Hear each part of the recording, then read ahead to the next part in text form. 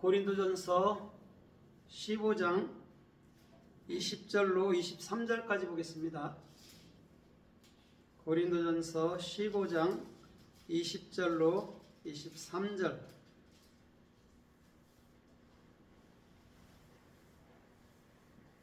같이 상고하겠습니다. 천천히 시작. 그러나 이제 죽은 자들로부터 일어나사 잠든 자들의 첫 열매가 되셨도다.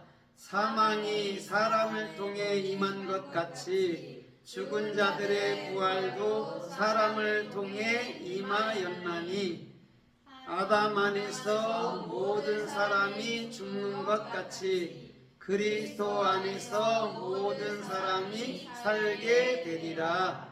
그러나 각 사람이 자기 차례대로 되나니, 먼저는 첫 열매인 그리스도요, 그 다음은 오실 때에 그분께서 속한 사람들이라. 아멘.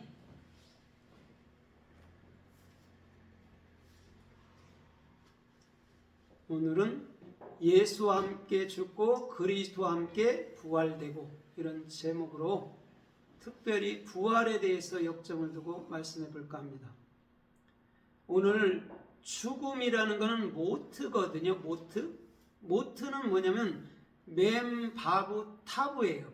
이게 뭐냐면 맴은 진리의 사역이에요. 바부는 연합시키는 거고, 타부는 죽는 거죠. 그죠? 죽는 거예요.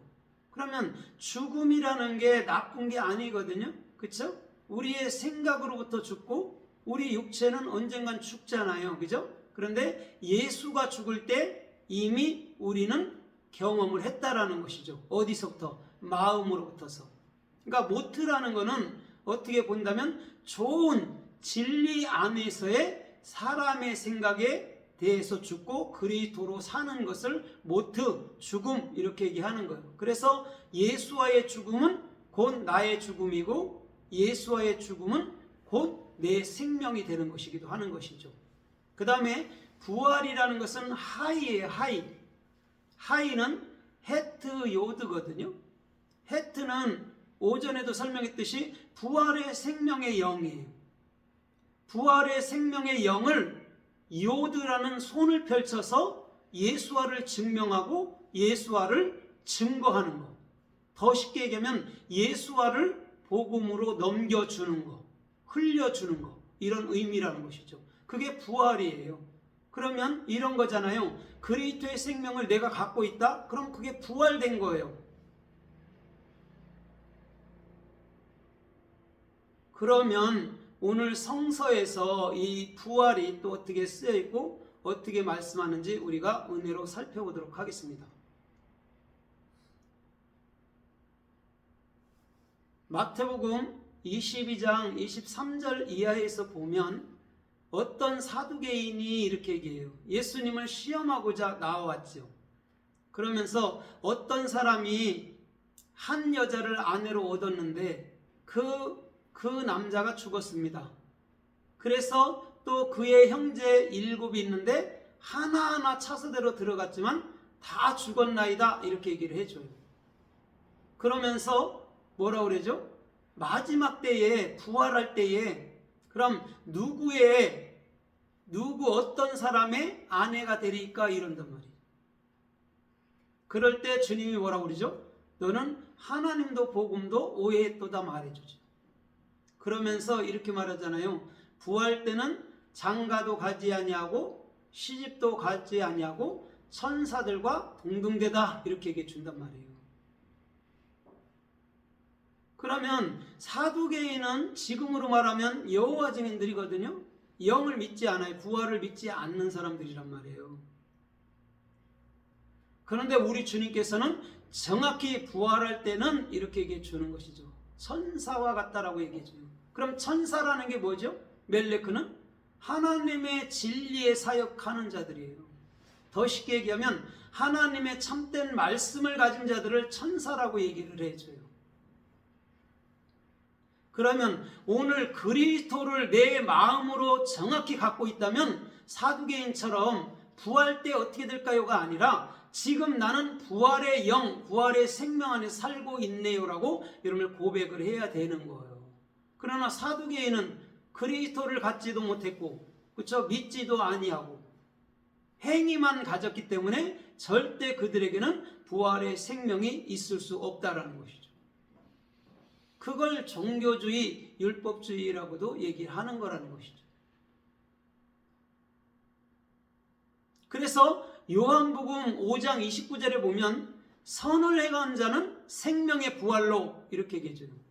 악을 행한 자는 정죄, 심판의 부활로 나오리라 그런다고요.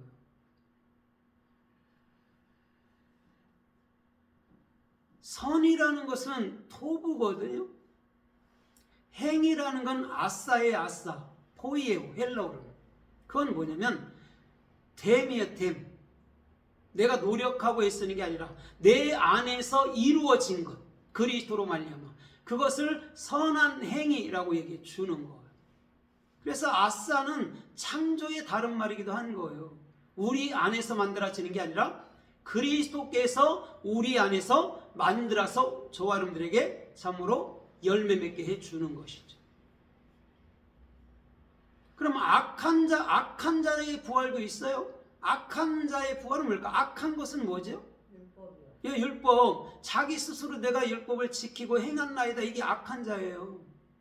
근데 이 사람들도 반드시 심판, 정죄를 받고 뭘로 나와요?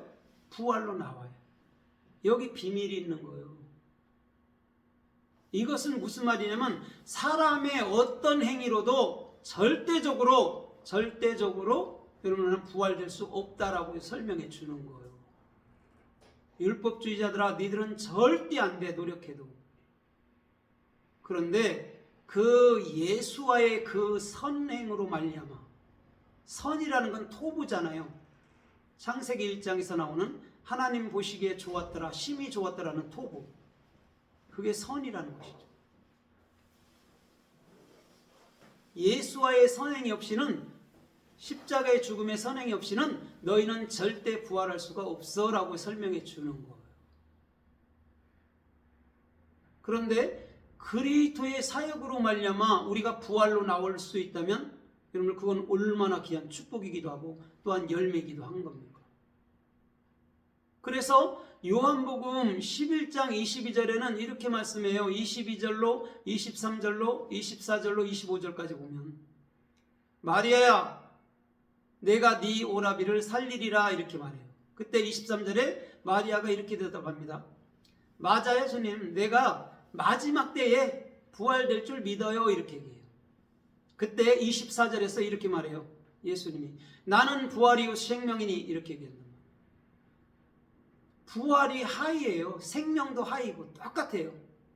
그러니까 부활은 생명이란 말이에요. 생명은 부활이고, 나를 믿는 자는 죽어도 살겠고, 또 살아서 믿는 자는 뭐라고 그래요? 영원히 죽지 아니하리라.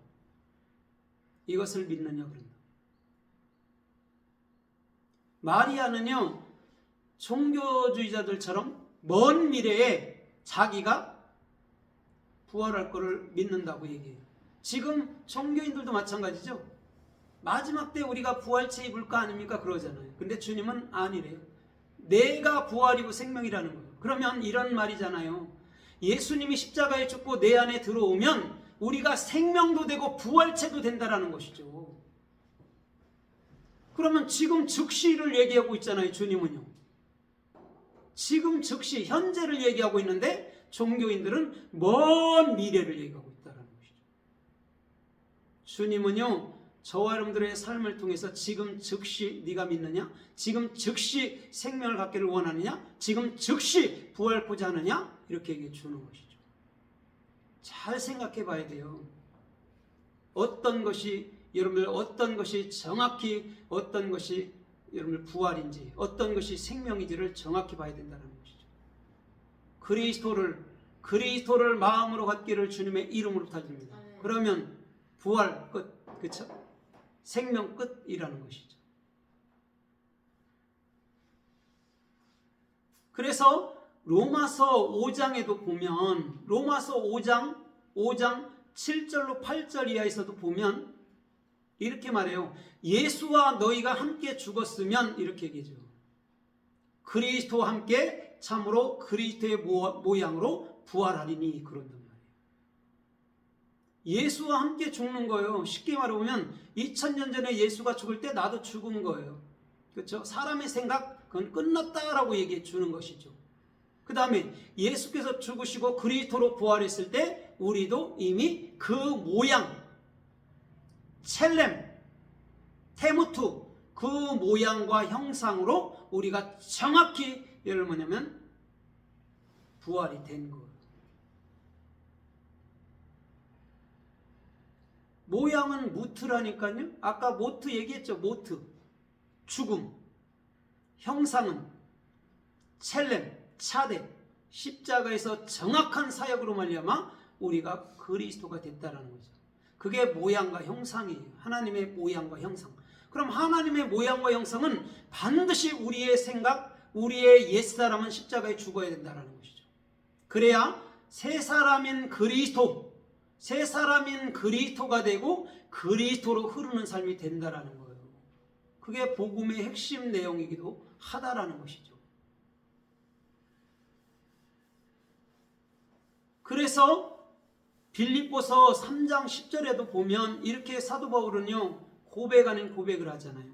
내가 고난과 그리스도의 고난과 부활에 참여코자 함이니. 사도 바울은요 그리스도의 고난과 그리스도의 여러분을 참으로 부활에 참여코자 한다라고 얘기를 해줬어요. 이게 얼마나 귀한 중심입니까? 그리스도인들은요 고난은 각오해야 되는 거예요. 그 고난으로 말미암아 우리가 시편 119편 69절로 72절의 말씀처럼 그 고난으로 말미암아 우리가 하나님의 율례를 배웠나이다라고 다윗은 고백하고 있다고요. 고난으로 말미암아 우리가 무너지거나 엎어지는 게 아니라 그 고난으로 말미암아 우리가 더 존귀하게 하나님 향해서 서가는 것이죠. 어떻게 본다면 그 신앙생활이 장성해진다는 거죠. 에베소서 3장 13절 말씀처럼 그리스도의 장성한 분량까지 우리는 참으로 솟아올라야 되는 것이죠. 그래야지만이 어떤 사람들이 복음에 대해서 또 참으로 십자가에 대해서 지옥에 대해서 선에 대해서 악에 대해서 설명할 때 그것을 정확히 풀어서 해석해 줄 수 있어야 된다는 것이죠. 그게 장성한 분량까지 이르는 것이죠. 거기서 멈추나요? 에베소서 4장 15절에 보면 어디까지? 그리스도의 머리까지 자라가라.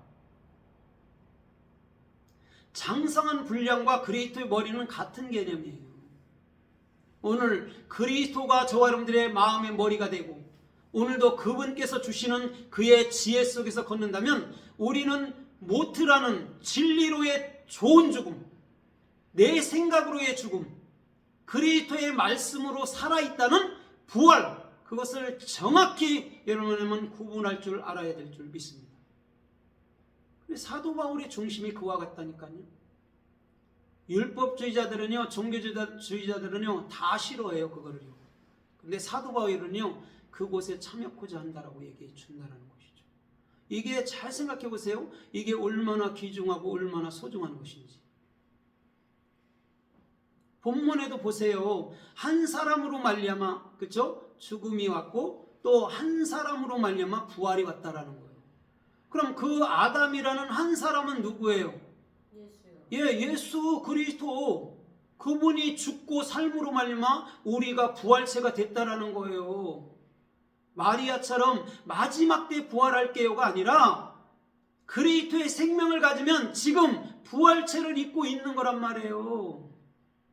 그럼 부활체를 입은 자들은 어떡하죠? 그 부활의 생명을 증거하며 사는 거예요. 그래서 사도행전 1장 22절에 보면 너희가 그 예수의 부활하심을 증거해야 하리라 그런단 말이에요. 12사도에 마띠아가 들어갔다 했잖아요. 그죠? 그리스도가 된 자들이 들어간단 말입니다. 거기에. 그러면 예수의 부활을 증거해야 된단 말이에요. 어디서? 내 안에 부활한 것을 증거할 때에 오늘 저와 여러분들의 중심이 늘 부활절을 지킨다 그런 의미가 아니라 오늘도 그리스도의 생명으로 말미암아 내가 부활체 그 영화로운 부활체를 입어서 오늘도 그 생명을 따라 흐르는 그 생명을 따라 참으로 달려가는 그런 존귀하고 복된 중심들이 되어야 될 줄 믿습니다. 그래서요 베드로전서 3장 19절로 21절까지도 보면 노아의 방주가 나와요. 거기에는 8 식구만 살아남았다라고 얘기를 해줘요. 노아의 홍수 그 한마물 물에서 물에서 8 식구만 방주 안에서 살아남았대요. 그러면서 21절에 이것은 모형이다 라고 얘기해줘요. 모형이 뭘까요? 모형은 시청각 교제입니다. 참이 있다란 말이에요. 모형은. 그러면서 뭐라고 그러죠? 그 예수의 죽음과 또한 그리스도의 부활로 말미암아 이 침례라는 물은 너희에게 구원의 편이 이렇게 얘기해줘요. 이것은 육체의 제약을 제하여 버리는 게 아니라고 말해요. 종교인들은 육체의 죄 때문에 많이 애쓰죠. 요가나깨요 해놓고 또 며칠 가서 또 하고. 그게 아니라고 설명하잖아요. 베드로는 뭐라고 그래요? 선한 양심이, 더 쉽게 얘기하면 그리스도 마음으로 그 선한 하늘을 향해서 찾아가는 것이다 이렇게 해석했는데 그것보다는요 그건 해석이 약간 그래요. 선한 것들의 응답이라는 거예요. 더 쉽게 얘기하면 표현이라는 것이죠. 이 물로 말미암아 우리가 십자가에 죽었고 참으로 이 물로 말미암아 부활의 이 생명의 말씀으로 말미암아 우리가 부활했구나를 정확히 노아 방주 사건으로 보여준다라는 것이죠. 그래서 노아 방주 사건에서 창세기 7장에 보면 40주야로 그렇죠 소나기가 내린 것이죠. 그래서 온 세상에 코르기 시작하는 것들은 다 죽었단 말입니다. 왜? 죽어야 부활하잖아요. 그것을 설명해 주는 거예요. 그래서 베드로는 정확히 그것을 십자가의 죽음과 정확히 참으로 그리스도의 부활을 설명하고 있다는 거예요. 그걸 침례, 그걸 세례라고 얘기해 주는 거예요. 그럼 세례는 육적으로도 우리가 물에 잠그잖아요. 물이라는 건 말씀만 얘기한단 말입니다. 저 요한복음 2장에 말하는 것처럼 2장 1절로 7절에 말하는 것처럼 가나안 혼인잔치가 열렸을 때 6 항아리에 포도주가 떨어졌잖아요. 그렇죠? 그때 예수님께서 물로 그 여러분 참으로 돌 항아리에 채우고 난 이후에 그것을 떠다 줬을 때 사람들이 뭐라고 고백하죠? 야, 그대는 진짜 좋은 것을 두었도다 그러잖아요. 그게 뭘까요? 오늘 부활의 생명, 율법이 아닌 전날에 담겨있던 포도주가 아닌 이제는 우리를 살려내는 오늘 부활체 안에서 깨달은 말씀들이라는 말인 줄 믿습니다. 돌항아리 6은요 창세기 1장의 6째 날에 완성, 그렇죠? 6째 날에 참으로 그 짝을 이루고 7째 날에 여러분 완성되는데 7째 날은 십자가의 죽음이에요. 그래서 십자가의 죽음 안식구 첫날 여러분 우리는 부활의 생명인 팔로 사는 거예요. 그게 노아의 8 식구란 말이에요. 8명 이것만 얘기하는 게 아니에요. 부활의 생명을 가진 자들을 뭐라고 그래? 팔이라고 얘기해 주는 거예요. 오늘 저와 여러분들의 중심에서부터 이 세례는 이 할례는 정확히 우리가 참으로 그 율법 안에서 죽는 것이구나. 내 생각 안에서 죽는 것이구나. 이거를 정확히 알면 되는 것이죠. 그래서 이제는 그리스도가 나의 머리로 그리스도의 부활체 안에서 살고 있는 그 자가 가장 행복하고 가장 존귀한 것인 줄 믿습니다.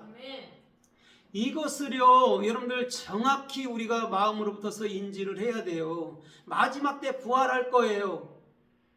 그건 엉터리라고. 지금 그리스도가 되고 그리스도의 부활체로 살아가야 된단 말이에요. 그래서 그리스도를 잘 모르는 자들에게 그리스도의 생명으로 덧입혀주는 그런 참된 삶들이 되기를 주님의 이름으로 부탁드립니다. 그래서 요한계시록 20장 1절로 6절 이하에도 보니까 거기도 나오죠. 거기에 보면 마귀요 사탄이요 귀신이 잡히잖아요. 그러놓고 나서 그들에게 짐승의 이름과 짐승의 우상에게 경배하지 않은 자들이 그리스도와 더불어 1000년 동안 왕노릇하고 이들은 첫째 부활에 참여하는 자들이다 이렇게 얘기해 주면서 6절에 그러잖아요. 그들은 둘째 사망이 그들을 다스릴 권한이 없고 이렇게 말해요. 오히려 그들을 참으로 1000년 동안 통치한다라고 얘기해 줘요. 많은 사람들이 거기서 용, 마귀, 사탄, 귀신을 잘 누군지 몰라요. 그냥 공중에 떠돌아다니겠지요. 그렇게 얘기한다고. 용, 사탄, 마귀, 귀신은 여러분은 율법의 행위를 말하는 거예요. 사람의 생각. 그래서 예수님이 사람의 생각, 사람의 행위에 대해서 여러분들 붉은 용이 돼서 십자가에 돌아가시는 거예요. 그게 창세기 3장에서 옛뱀이 붉은 용이 됐다라고 얘기해 주는 거예요. 그래서 그 붉은 용은 큰 고래 물고기인데 창세기 1장 10절에 그것이 탄인이란 말이에요. 십자가, 타부, 눈. 십자가에서 예수 그리스도가 완벽하게 규정된 게 큰 물고기라고. 그럼 큰 물고기는 어떻게 돼야 되죠?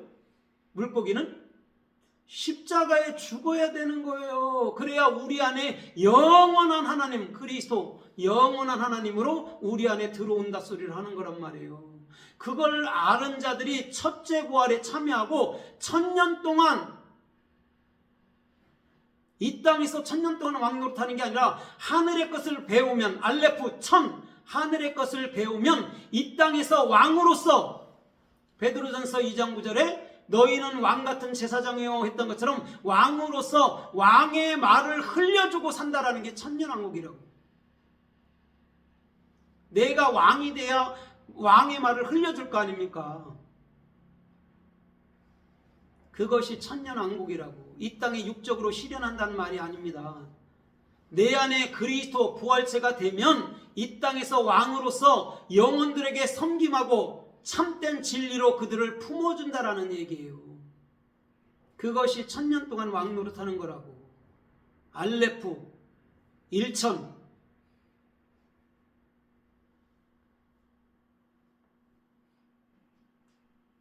그래서 창세기 1장 20절과 1장 24절에 보면요 똑같은 게 나와요.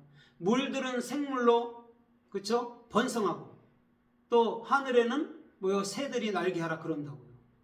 거기서 생물이 하이 부활의 생명이에요. 그런데 왜 우글거리는 걸 보여줄까? 물들에게서 우글거리는 게 많이 나오잖아요. 그죠? 물고기를 다산의 왕이라고 그러잖아요. 왜 그런데 거기에 부활의 생명이 쓰였을까? 율법 안에 정확히 문자 안에 정확히 부활의 생명이 들어있다라는 거예요. 더 쉽게 얘기하면 예수님 안에 부활의 생명이 있다라는 거예요. 그것을 알 때 우리는 빌립처럼 요한복음 14장의 빌립처럼 아버지를 보여주세요. 예수님한테 그렇게 하지 않는다고. 왜? 나를 보면 나로 보면 그렇죠? 그리스도로 보면 아버지를 보았거늘 왜 아버지를 보이려 하느냐? 오히려 책망해요. 예수를 뭘로 봐야 돼요? 아버지 그리스도로 볼 줄 알아야 된단 말이에요. 그게 문자 안에 들어있는 그 생물들 안에 들어있는 부활의 생명이란 말이에요. 그것을 알아먹어야 돼요. 그래서 창세기 1장 24절에도 뭐라고 그래요? 땅은 살아있는 뭐요? 가축들을 내라, 기는 것들을 내라, 곤충들을 내라 그러는 거예요. 그 다음에 짐승들을 내라 그래요. 거기서 짐승도 뭐예요? 짐승도 하야예요. 하야. 그럼 짐승이 왜 짐승이라 했어요? 이성 없는 짐승. 유다서 같은 데 나오잖아요. 그렇죠? 베드로서 2장 같은 데. 이성 없는 짐승이 누구예요? 예? 참된 말씀을 갖지 못한 자들을 이성 없는 짐승이라고 그런다고. 그런데 그 짐승 안에 그 율법 안에 그리스도의 부활의 생명이 있다라는 거예요. 그게 창세기 1장 20절로 24절에서 생물들 아니면 짐승들 살아있는 것들 이렇게 표현했단 말이죠. 오늘 그것을 마음으로부터 살 때 오늘도 저와 여러분들의 모든 삶에 열매가 되고 축복이 될 줄 믿습니다. 그래서 창세기 3장 14절에 보면요 뭐가 나오죠? 거기는 주께서 뱀을 꾸짖는 장면이 나와요. 네가 이렇게 하였으니 선악과를 먹게 하였으니 이렇게 말해요. 너는 평생토록 뭐라 그래요? 흙을 배로 기다리고 흙을 뭘로 삼으래요? 먹이로. 여러분 육적으로 보세요. 뱀이 흙을 먹습니까? 아니죠. 그럼 거기에 뜻과 의미가 있겠죠. 자, 그러면 뱀은 누구예요? 뱀은? 예, 율법으로 오신 예수요. 그래서 갈라디아서 3장에서는 십자가에 달린 자마다 저주받은 자니 그렇게 얘기해 주는 거예요. 예수님은 근본 하나님이신데도 불구하고 나로 죽기 위해서 저주받은 모습 뱀으로 보여졌다라는 얘기예요. 그래서 평생토록 하이 부활의 생명 그거는 예수만이 갖고 있는 거예요.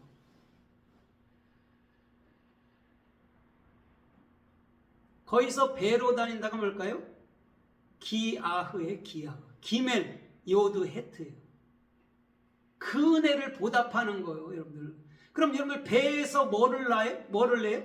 배는 성전인데 거기서 뭐를 낳아요? 그리스도를 낳는 거예요. 기아흐는 그 배는 배로 기다린다 할 때 그 배는 여러분들 그리스도를 낳아야 되는 거예요. 그 얘기예요.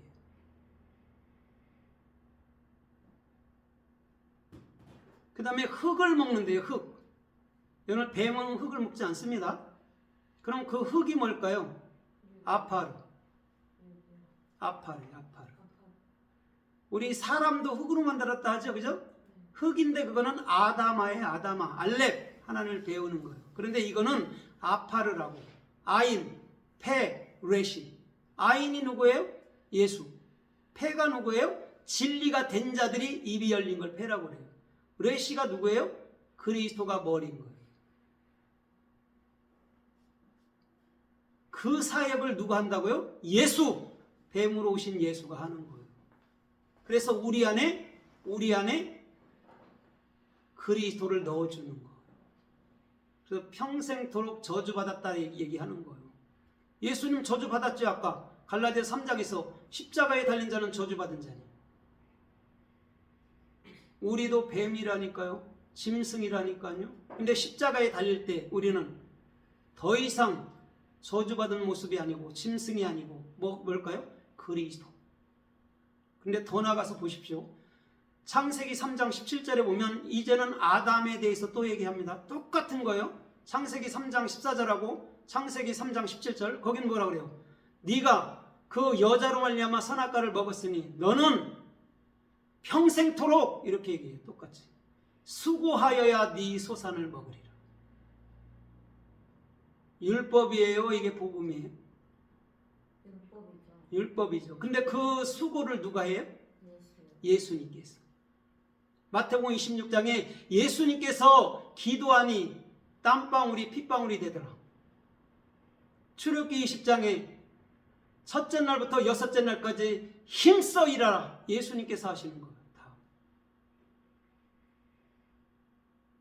주님이 십자가에서 완벽하게 여러분 율법을 해석하사 복음으로 넘겨주는 장면이란 말이에요. 뱀의 정체를 잘 알아야 돼요. 그냥 마귀 사탄 이렇게 하면 안 돼요. 마귀 사탄이라는 게 뭐냐면 하나님과 반대되는 거예요.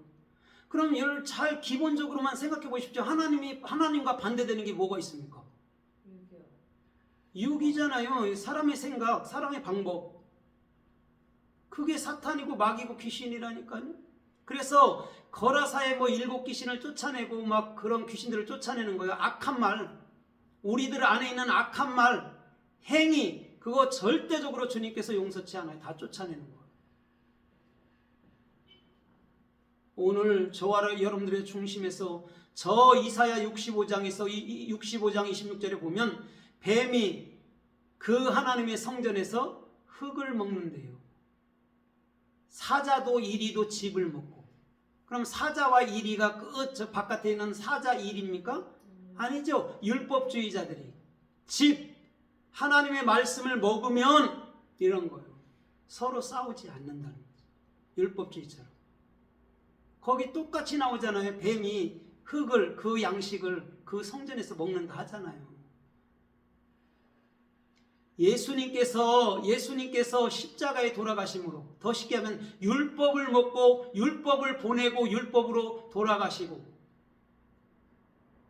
그 다음에 복음으로 우리들에게 넘겨주는 것. 그게 뱀이 성전에서 흙을 먹는 것. 그 얘기를.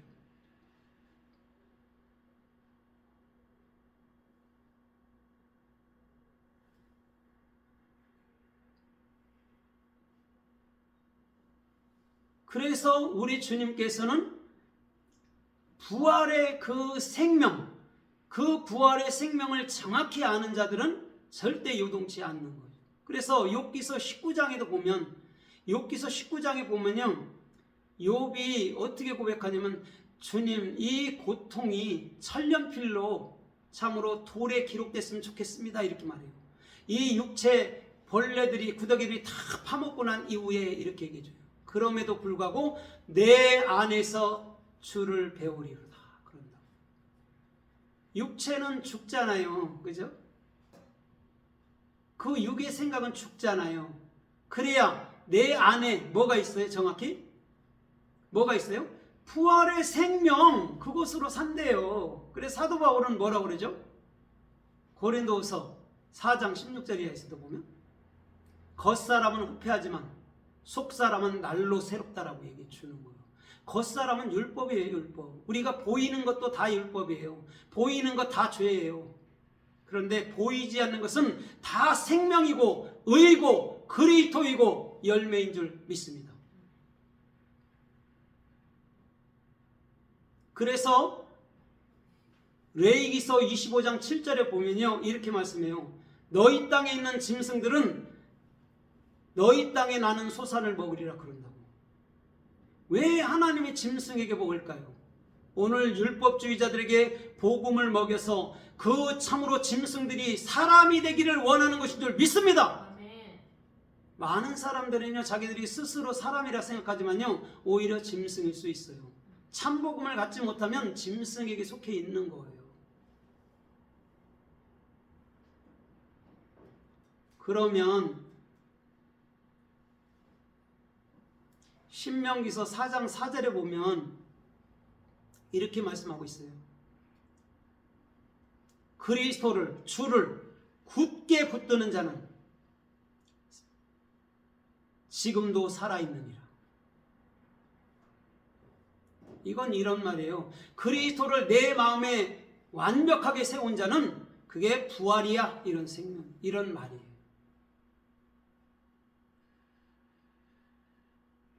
그래서 신명기서 5장 3절에도 보면 주님은 살아있는 자들, 부활체가 된 자들에게 언약을 맺으신대요.